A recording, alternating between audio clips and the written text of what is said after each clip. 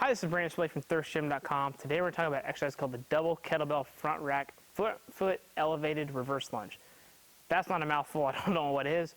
Basically, we're going to have two kettlebells, we're going to do a reverse lunge, and our front foot is going to be elevated while we take a reverse lunge. There's a lot to unpack here, and let's kind of get after this. So you need two kettlebells, and you need something you can elevate your foot on. We like to use a bumper plate. You can use blocks or mats, just a slight difference in maybe your facility if you've got some different levels. Whatever you have access to, you just need to make sure that front foot's elevated just by a couple inches. Does not have to be a lot. Kettlebells are great because of the double front rack position.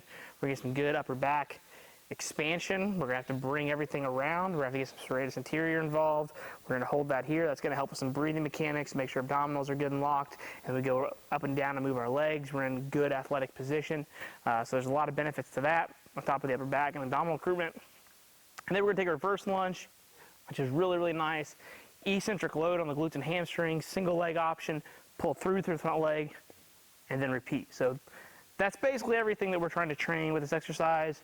And I'll kind of demonstrate this for you. So with the double kettlebells, you're gonna get them both up in the front rack position. Here, I like to have our athletes lock their hands together while they do this, okay? Then we're gonna start on the bumper plate. So once I've got my position with my kettlebells, I'm good and tall here. I'm taking, good big breath, kind of brace, make sure I'm in a good position. I don't want them extending and bracing. I want to make sure they can feel their abdominals here. If we're holding the kettlebells like this, we're kind of losing the point of the double front rack here. So I want them to actually kind of push back. All right, push back. Really feel your abs here. Both feet you should feel pretty heavy. And then you just step back with whatever leg you're going to work. Good big step back. And then through. Back and through. So we'll be heavy on the heel. Good big step back. And through. So, what we really want to make sure that we do the alternate or not, that's all personal preference. But again, kettlebells are up here. Lock those hands in.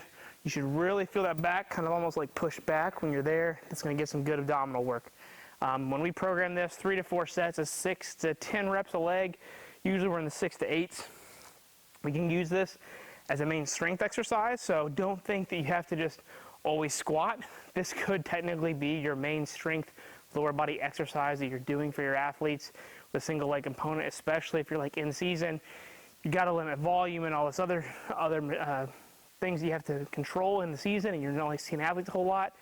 This is a good bang for your buck exercise. It kind of gets you everything you want from a training perspective for your athletes. So this is one of my personal favorites to be able to give athletes that are usually already pretty athletic, pretty strong. We need something to kind of like push them and challenge them. This has been a really good option for us, and I even make powerlifters do stuff like this because there's a lot of abdominal upper back. There's a lot of stuff that powerlifters suck at as well with this exercise that we can benefit from. So if you've not given this a shot, I highly suggest it. It's very humbling, but I think it's definitely a great lower body exercise that a lot of people are missing out on. So if you've got any questions, leave them in the comment section. Thanks, have a great day.